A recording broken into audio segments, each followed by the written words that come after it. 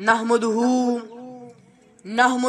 ونصلي على رسوله الكريم اما بعد فاعوذ باللہ من الشیطان الرجیم بسم اللہ الرحمن الرحیم۔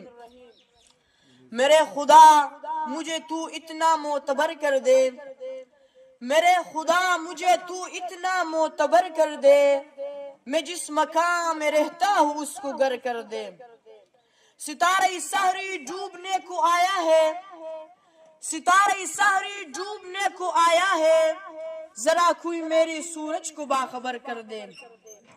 میری زمین میرا آخری حوالہ ہے، میری زمین میرا آخری حوالہ ہے، سو میں رہوں نہ رہوں اس کو بار اور کر دے۔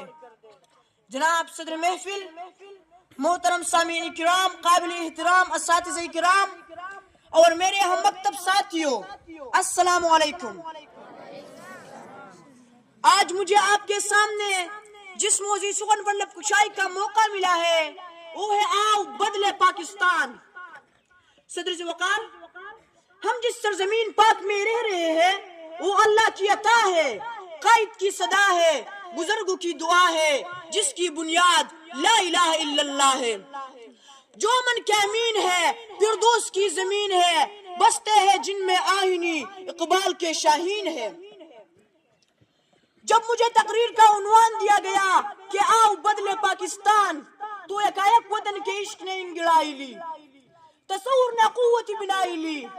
میں نے چشم اقبال سے ایک نظارہ دیکھا، میں نے قائد کی جدوجہد کا ایک شرارہ دیکھا، میں نے دیکھا کہ میرا وطن ترقی کے منازل کو طے کرتا ہوا آفاق کو چھو رہا ہے۔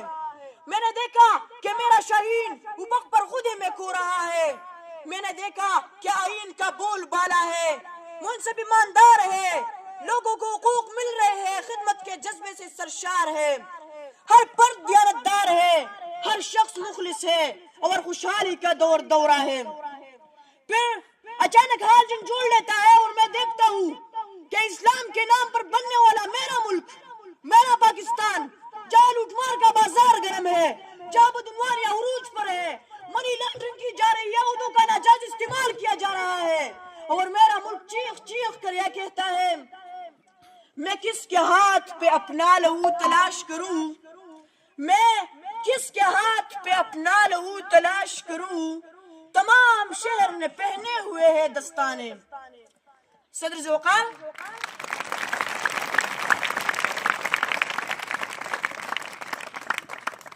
میں سمجھتا ہوں کہ یہ وہ وقت ہے کہ ہمیں اپنا قبلہ درست کرنا ہوگا۔